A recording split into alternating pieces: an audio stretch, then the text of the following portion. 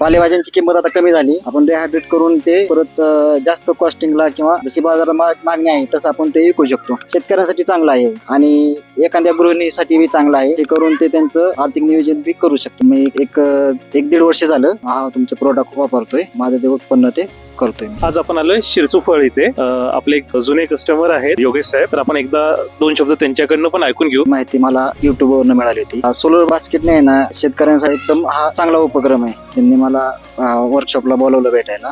त्यानंतर मशीनची माहिती सांगितली, कॉस्टिंग झालं. मी कमीत कमी एक दीड वर्ष झालं हा तुमचं प्रोडक्ट वापरतोय आणि माझं ते उत्पन्न ते करतोय. तर आतापर्यंत आपण काय काय डिहायड्रेट केलं? मी आतापर्यंत चिक्कू केलेला आहे, मेथी केलेली आहे, आलं केलेलं आहे, कोथिंबीर केलेली आहे, पालेभाज्या भरपूर केलेल्या आहे. ओके.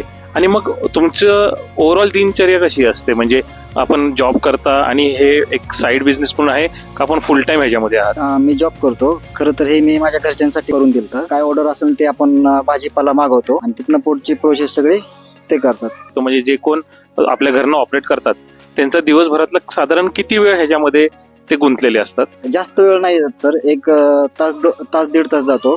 कारण की सकाळी 8 वाजायच्या आतच काम संपलेलं असतं. एकदा काही भाजीपाला आणलाय आपण, तो व्यवस्थित करून ड्रायरला ठेवून दिला की त्याकडे परत बघायची गरज नाही. तो ऑटोमॅटिक होतो. त्याला काही वीज लागत नाही, काय नाही. सूर्यावरती चालतं, त्यामुळं त्याचा काय बघायला लागत नाही. सो ओव्हरऑल तुम्ही काय फीडबॅक देताल सोलर बास्केट कंपनीला? सोलर बास्केट नाही ना, म्हणजे शेतकऱ्यांसाठी एकदम हा चांगला उपक्रम आहे. पालेभाज्यांची किंमत आता कमी झाली. आपण रिहायड्रेट करून ते करू शकतो आणि परत जास्त कॉस्टिंगला किंवा जशी बाजारात मागणी आहे तसं आपण ते विकू शकतो. शेतकऱ्यांसाठी चांगलं आहे आणि एखाद्या गृहिणीसाठी बी चांगलं आहे. हे करून ते त्यांचं आर्थिक नियोजन बी करू शकतात. त्याच्याबरोबर तुम्ही भरपूर ट्रायल एरर्स घेतले असतील, तर ओव्हरऑल तुम्हाला हा फायद्याचा हा उपक्रम ठरलेला आहे का? हो, नक्कीच फायद्याचा ठरलेला आहे. आपल्याला यातून आहे ना आर्थिक नियोजन चांगलं झालेलं आहे. आता सोलर बास्केट तुम्हाला काही ना काहीतरी निर्वी फूड्सच्या माध्यमातून ऑर्डर देत असतं, पण त्याच्या व्यतिरिक्त सुद्धा आपण काही दुसऱ्या ठिकाणी पण सेल आउट केली आहेत का? हो, नक्कीच.